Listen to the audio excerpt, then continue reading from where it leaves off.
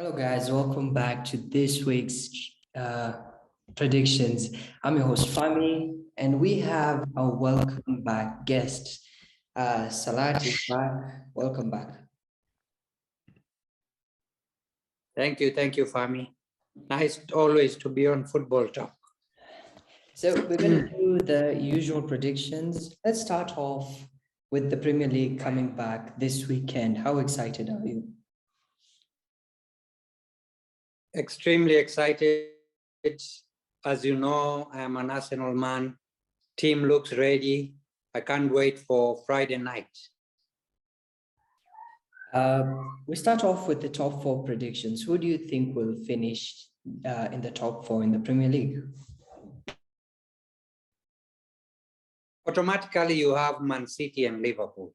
They're very strong, invested well over the years. So Man City, Liverpool automatically in. I don't want to look biased, but I think Arsenal will come third and we'll have a battle for fourth place. But as things stand, I think Chelsea might creep into fourth place, unless there's drastic changes in the transfer market for the other teams. Okay, how about the last three? Who do you think will be relegated this season? Wow, quite tough. I think, of course, the main suspects are the teams that come up. But I think teams have strengthened, like Bournemouth. They have really strengthened their team. But the three teams that have come up are the favorites for me. Okay, before we continue on to discuss other things, how come Man United isn't in the top four in your predictions? Man United need to give Ten Hag time. He's a brilliant coach, but he needs his team. He needs to build a team. I would give him possibly 2 or 3 seasons. If Man U fans are patient, Man U is a great team, one of the biggest team in the world. The fan base is crazy, but they are at a rebuilding stage. That team with Erik Ten Hag at the helm need time. They need to be patient. Actually, I think if Ole Gunnar was given more time, I think by now he would be fighting for the title. But as you see, success in the past always haunts teams, and the Man U were not patient with him. I know he was in years, but he was starting to get the team together. But, again, they are rebuilding with Ten Hag, who is amazing. And I think in 2 or 3 years, they'll not only be in the top 4, but they'll be fighting for the title again and also fighting for the European glory. Okay, let's move on. How about the top scorer for this season in a league where Haaland and Nunes are in?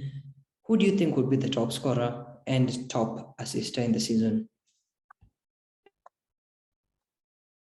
Top scorer, I'm sorry, I'll be biased.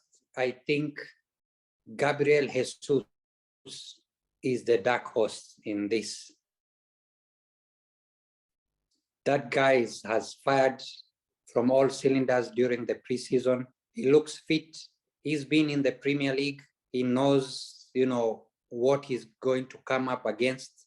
I know Haaland is quality, Nunes is quality, but it's their first time in the Premier League.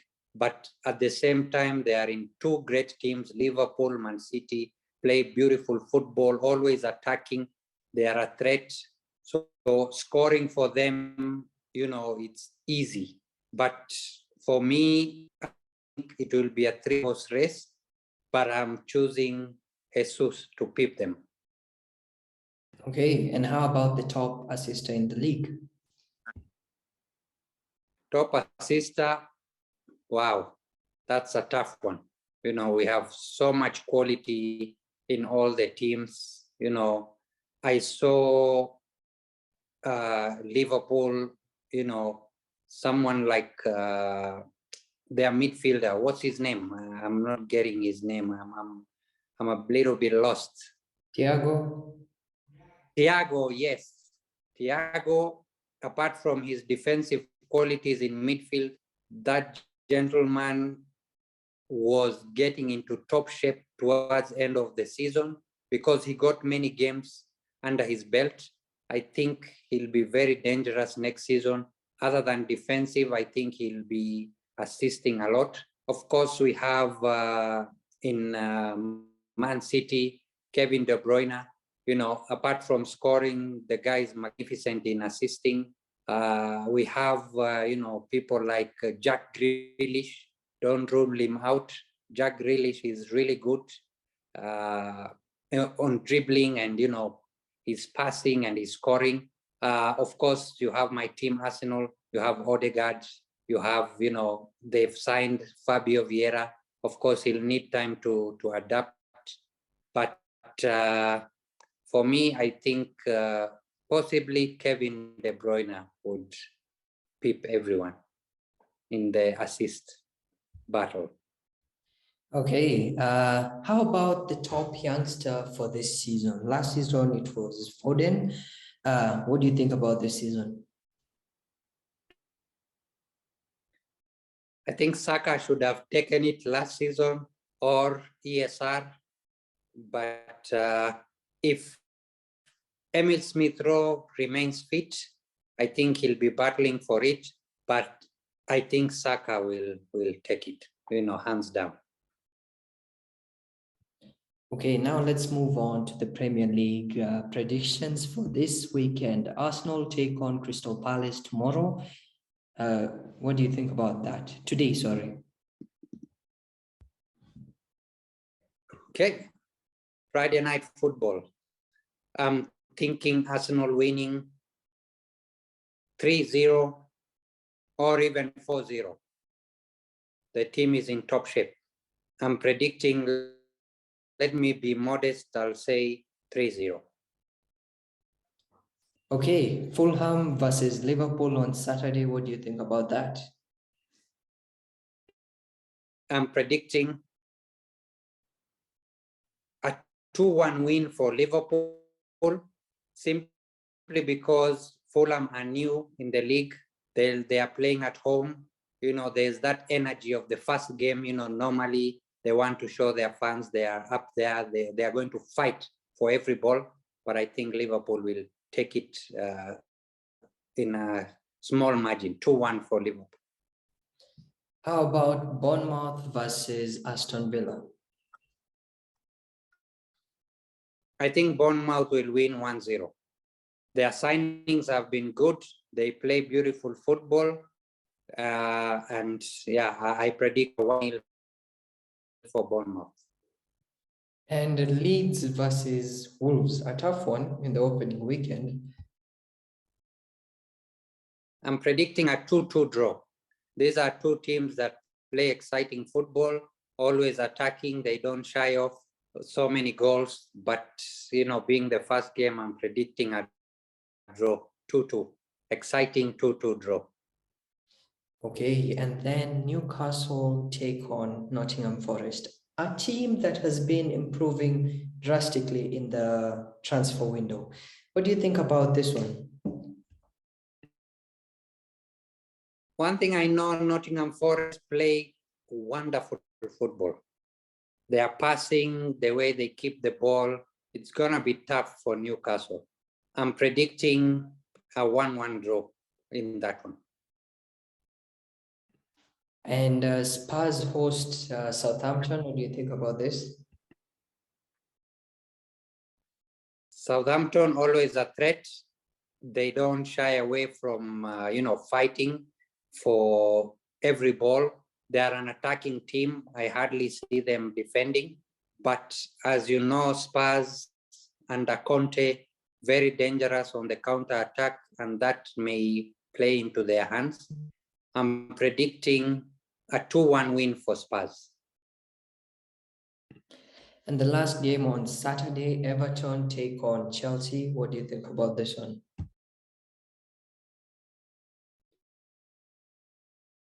Wow, quite tough. I think Chelsea have had, but as you know, they've brought in Raheem Sterling to the team.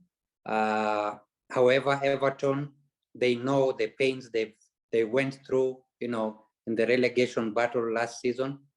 I'm predicting 1-1 draw in that game. Everton being at home.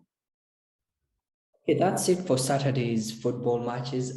Sunday starts off with a bang as Leicester takes on Brentford. What do you think about this one? Both teams have been in the Premier League. They struggled a bit mid-season, but Brentford came alive towards the end of the season.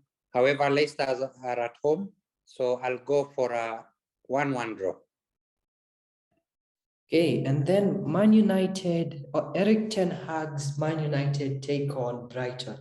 What a welcome to the Premier League. What do you think about this one?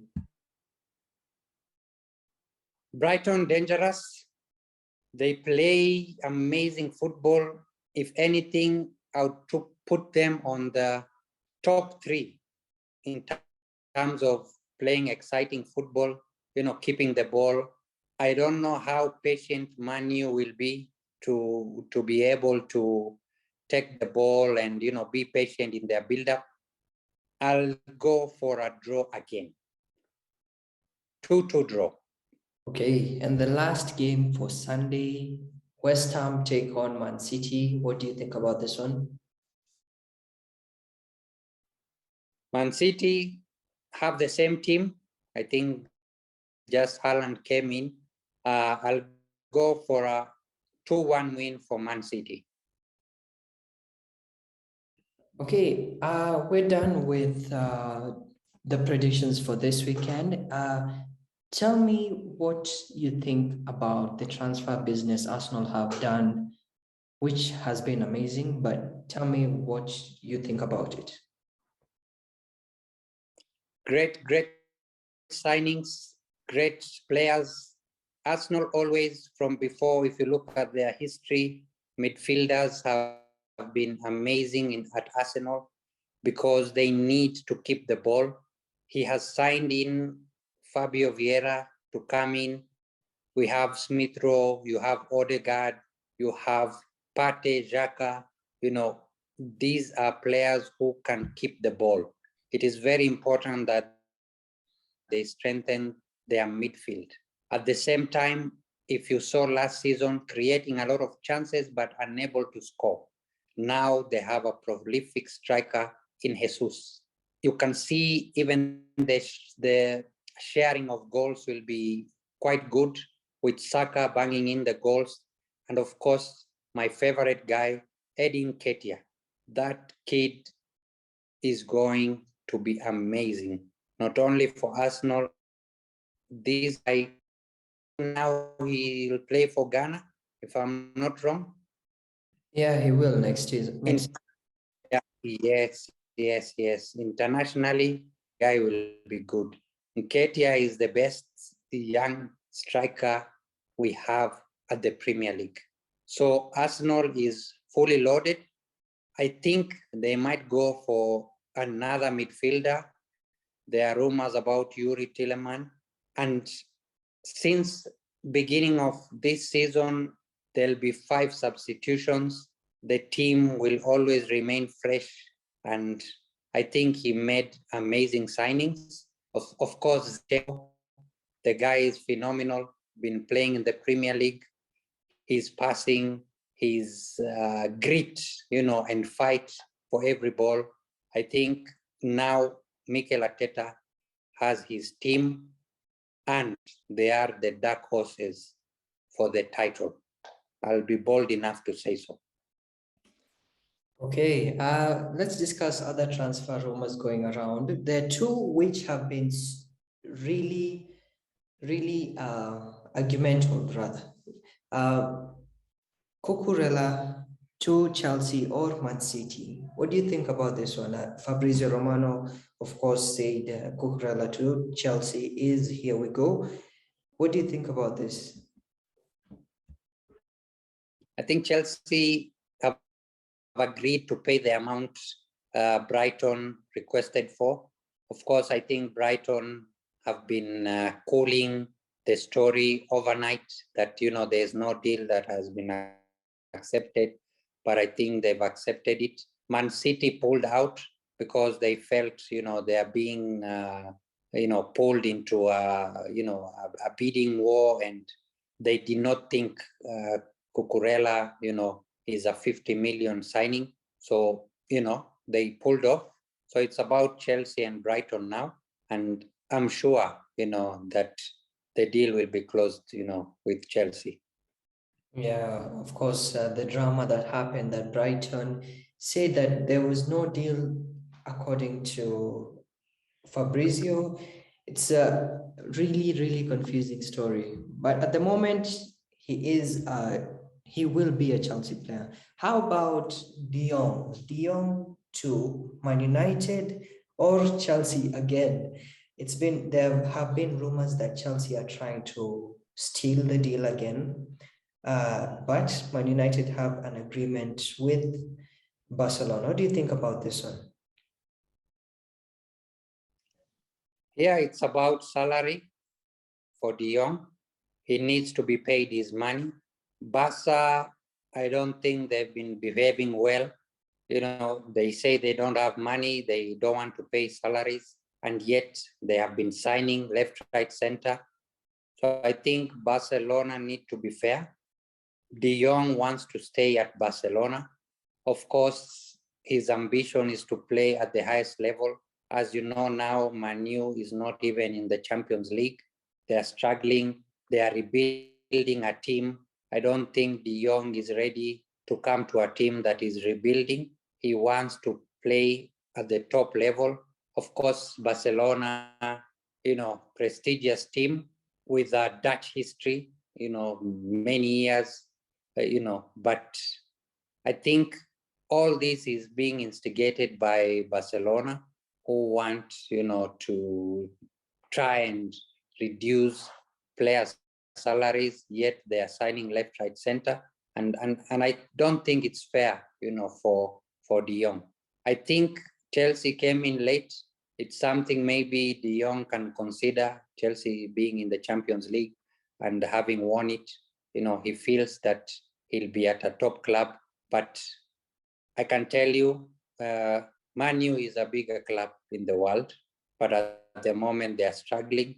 And I feel De Jong is really, really in love with Barcelona, and they've not treated him well. They need to pay him if he has to go, and that's what he's pushing for. Yeah, they have to pay him. Barcelona have been one of the surprise uh, club that made surprising signings, even though they didn't have money. But either way, I think that's all for this week's show. Thanks again for joining, Salat. Stay safe, take care, like, share, and subscribe for more. I was your host, Fahmy. That's Salat. See you next time.